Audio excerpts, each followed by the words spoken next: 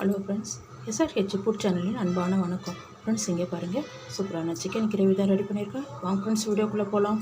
இங்கே பாருங்கள், பச்சை மிளகாய் சேர்த்து சூப்பரான சிக்கன் கிரேவி ரெடி பண்ணியிருக்கேன். ரொம்பவே நல்லாயிருக்கும் ஃப்ரெண்ட்ஸ். சாப்பிட்றதுக்கு தேங்காய் சாதத்துக்கு, இட்லி, பூரி, சப்பாத்தி எல்லாத்துக்குமே சூப்பராக இருக்கும். ஒயிட் ரைஸ் கறி எல்லாம் நல்லா பஞ்சு போட வந்துருக்கோம்.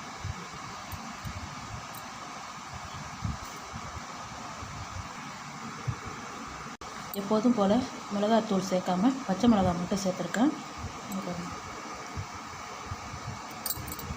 அப்படி ஒரு சூப்பராக இருக்கும் இந்த சாதம் சேர்த்து சாப்பிட்றதுக்கு. ஃப்ரெண்ட்ஸ், இங்கே பாருங்கள், சிக்கன் எடுத்துருக்கேன். 1/2 kg சிக்கன் க்ளீன் பண்ணி வாஷ் பண்ணி எடுத்து வந்திருக்கேன். ஃப்ரெண்ட்ஸ், இங்கே பாருங்கள், சிக்கனுக்கு பச்சை மிளகாய் தான் எடுத்துருக்கேன். 100 கிராம் பச்சை மிளகாய், இந்த அரை மூடி தேங்காயில் இதில் பாதி மட்டும் எடுத்துக்கலாம். இங்கே பாருங்கள், கசகசா 1 டீஸ்பூன் தண்ணி விட்டு ஒரு 10 நிமிஷத்துக்கு முன்னாடியே ஊற வச்சுருக்கேன். இதெல்லாம் ஜாரில் சேர்த்து அரைச்சிடலாம் ஃப்ரெண்ட்ஸ். இங்கே பாருங்க, கட் பண்ணிவிட்டேன்.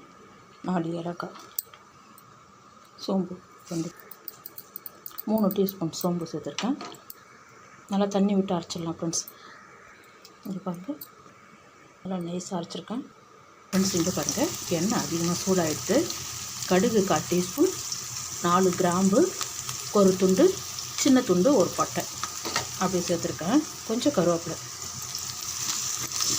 இது நல்லா செவந்து வரட்டும்.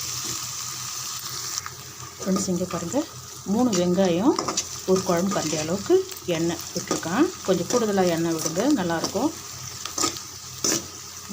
இந்த அளவுக்கு வெங்காயம் வதங்கினா போதும். வெங்காயம் தக்காளி கொஞ்சம் கூடுதலாக இருக்கட்டும். 3 தக்காளி, இதுவும் நல்லா வதங்கட்டும். ஃப்ரெண்ட்ஸ், இங்கே பாருங்கள், இந்த அளவுக்கு வதங்கணும்.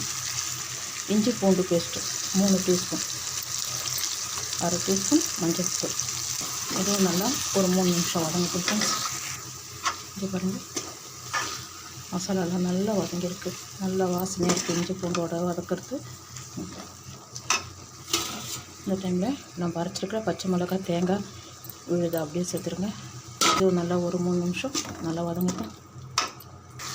தீ குறைச்சிடுங்க, சிம்மில் வச்சு வதக்குங்க. இங்கே பாருங்கள், நல்லா வதக்கி வச்சு நம்ம எடுத்து வச்சுருக்க சிக்கன் அப்படியே சேர்த்துடலாம்.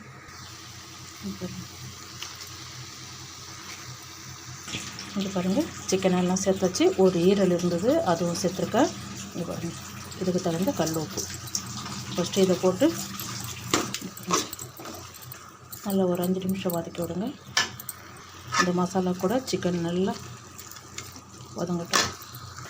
ஃப்ரெண்ட்ஸ், இங்கே பாருங்கள், நல்லா வதங்கியிருக்கு சிக்கனு. இந்த டைமில் அதிகமாக தண்ணி விடாதீங்க, 2 டம்ளர் தண்ணி மட்டும் விடுங்க. நல்லா கலந்து விட்டுட்டு உப்பு இருக்கான்னு பார்த்து செக் பண்ணிக்கலாம். ஃப்ரெண்ட்ஸ், இங்கே பாருங்கள், சிக்கன் முழுகிற அளவுக்கு தண்ணி வச்சுட்டா போதும். ரொம்ப அதிகமாக விட வேண்டாம். அப்படியே மூடி வைங்க. ஒரு 10 நிமிஷத்தில் ரெடி ஆகிடும். ஃப்ரெண்ட்ஸ், இங்கே பாருங்கள், குழம்பு ரெடி ஆகிடுது. ஸ்டவ் ஆஃப் பண்ணுங்கள். கொஞ்சம் பச்சை கருவேப்பிலை சேர்த்துக்குங்க. கருவேப்பிலை மட்டும் சேர்க்குறேன். இங்கே பாருங்கள்,